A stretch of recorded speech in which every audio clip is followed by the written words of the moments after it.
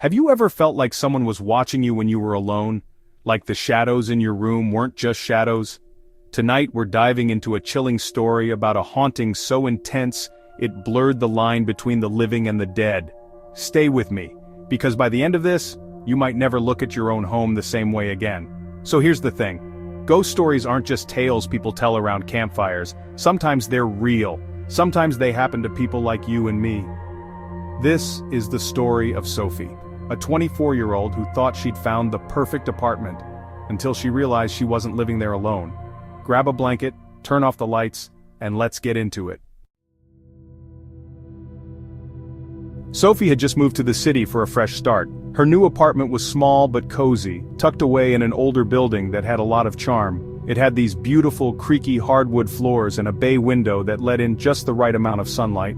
It was perfect. Almost too perfect. Her first night there was uneventful, just unpacking boxes and settling in, but it was the second night when things started to feel off. Sophie was lying in bed, scrolling through her phone, when she heard it. A faint tapping sound coming from the ceiling. She brushed it off as an old building's quirks and went to sleep.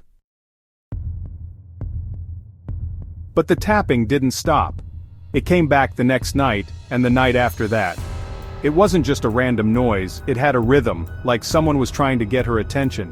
One evening, Sophie decided to investigate. She grabbed a broom and knocked on the ceiling where the tapping was coming from. To her shock, the tapping responded. 3 knocks. She froze. Her heart pounded as she stared up at the spot. Was it a neighbor? An animal? Something else? The next day she asked the landlord about it. He laughed it off and said, "Oh, that old place? It's just settling, you've got nothing to worry about." But Sophie wasn't convinced. Then, other things started happening. Her bedroom door would creak open in the middle of the night, even though she'd locked it. Lights flickered when she walked into a room, and then, there were the whispers. They were faint at first, like the wind carrying a voice, but they grew louder, enough to make out words. "Get out." Sophie tried to rationalize it all. Maybe she was overtired, maybe she was imagining things.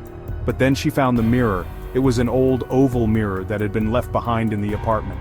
Sophie hadn't paid much attention to it at first, but one night as she walked past it, she saw something. Not her reflection, but a shadow, standing behind her. She spun around but the room was empty. Her breath quickened as she stared back at the mirror, and then she saw it again. A handprint forming on the glass, right in front of her eyes. Terrified, Sophie grabbed a blanket and her phone and bolted to the living room. She didn't sleep that night, but by morning, she had a plan. She called a friend, Jake, who was into paranormal stuff. When Jake arrived, he brought sage salt and a lot of confidence. Together, they began to cleanse the apartment. As they walked from room to room, the air grew heavier. When they reached the bedroom, Sophie suddenly felt cold, like ice had replaced her blood. Jake stopped in his tracks. "Do you feel that?" he asked. Sophie nodded, tears welling up in her eyes. That's when it happened. The mirror, the same one from before, shattered. Not cracked, shattered. Pieces flew across the room and a deafening scream echoed through the apartment. Sophie and Jake bolted out of there, not stopping until they were outside in the daylight. Sophie never went back. She broke her lease, moved in with a friend, and left everything from that apartment behind. To this day, she refuses to talk about what happened except to warn people. Not every place is meant to be lived in. As for the apartment, it's still vacant. The landlord says it's because of the market, but locals know better. They say you can still hear the tapping if you stand outside at night. If you're brave enough for more stories like this, hit subscribe and keep the lights on.